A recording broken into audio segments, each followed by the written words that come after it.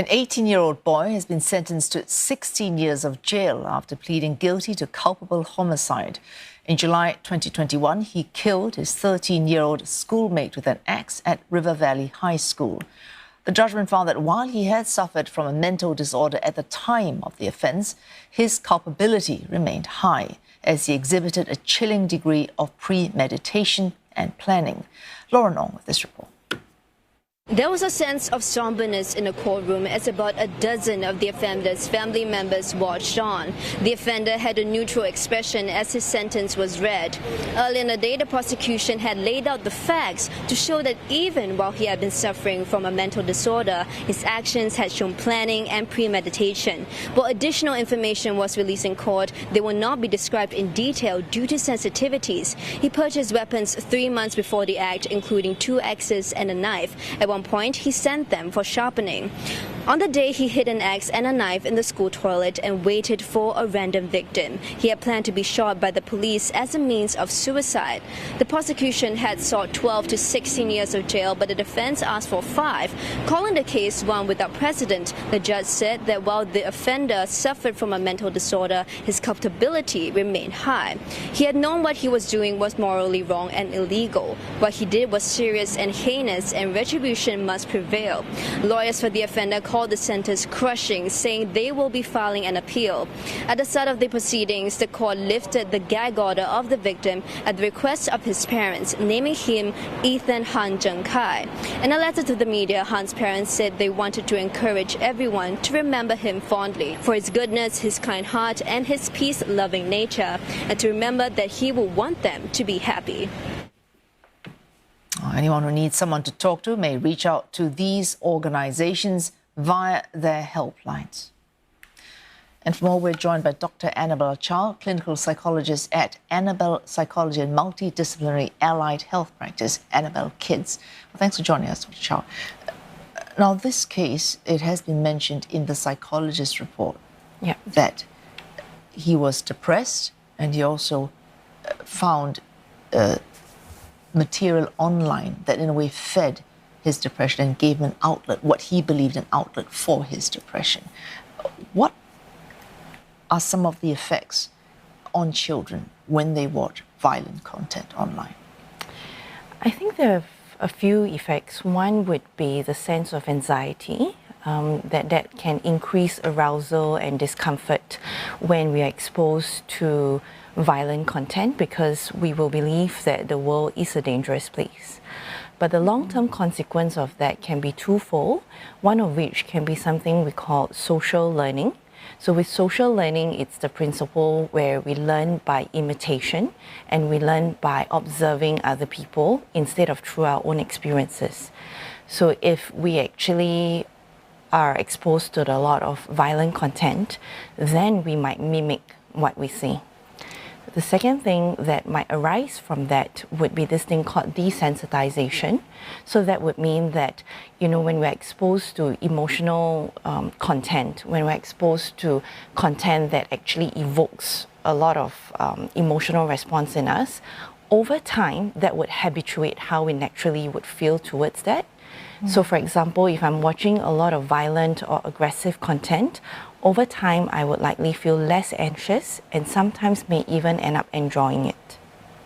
Right, so in a sense it normalizes the violence that the person is seeing as well. So there's this disassociation, but there's also desensitization.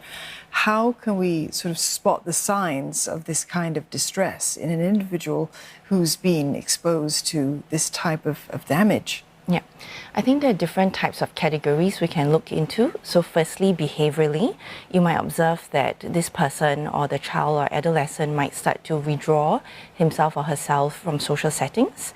You might find that, in a school setting, they may start playing truant, they may not be doing their homework, they may not be turning up for work. You might find other emotional type of responses where they tend to be very anxious or depressed.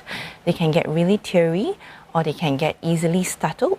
You have behavioral responses like aggressive or regressive behavior.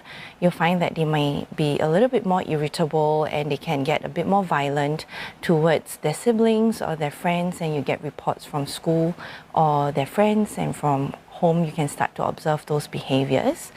Cognitively, you'll find that they'll have difficulties paying attention. You'll also find things like their sleep and diet will change.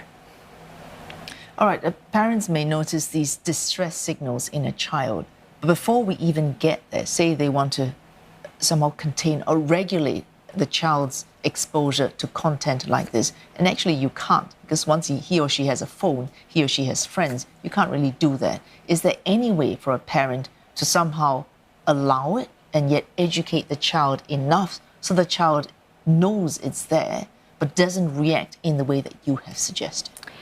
I would say that open communication would be key to dealing with a challenge like that, where you have absolutely no control, especially when the child grows older.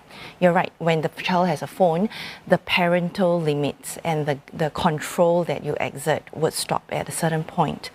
But the thing about open communication is also premised on the fact that you need to have had a secure, loving, supportive relationship with your child prior to having to educate them and to try to exert any type of influence on their decision-making process. So if you want to help them critically evaluate information, you must have built a relationship that has trust, that has support, that is non-judgmental, and your child feels safe to tell you about things or about what he or she is looking on the internet without feeling like he or she will be punished. But what if there's an absence of that? And, you know, in a family, it can't be taken for granted that there is that robust, you know, sort of open communication between parents and children. It is absent in many cases. So what works then? How do you keep this sort of communication open? So I think while it may be absent in certain families, we can also tap on external resources like teachers, like community, like friends, like extended family members. So what I hear you say, Dr. Chow, is that there's never a case where there are no symptoms. Yes. There will be a sign. You know, sometimes people say, oh, we would have never guessed that this individual was in distress. There's always going to be a sign? There are always signs, right, but so, I think we may not be aware of them. Okay. Yes, and if you don't have that relationship with your child, then you may not actually be able to establish when there's a difference in behavior, right, or there is a change in emotional responses. Yeah. What about the value of a helpline, though? You know, in the case of such a troubled teen, what kind of value is that? I think it's really a precious kind of resource, and increasingly we have more and more resources made available to both children and even parents as well. I think there are some difficulties in that process because sometimes people may not know at which point they need to call a helpline. They may feel like it is just a phase, they may feel like, oh, maybe things are not bad enough, or they may have problems trusting someone on the phone where they've never met that person and they don't really know who they're speaking with and where the information is going to. All right. Thank you very much, Dr. Chow.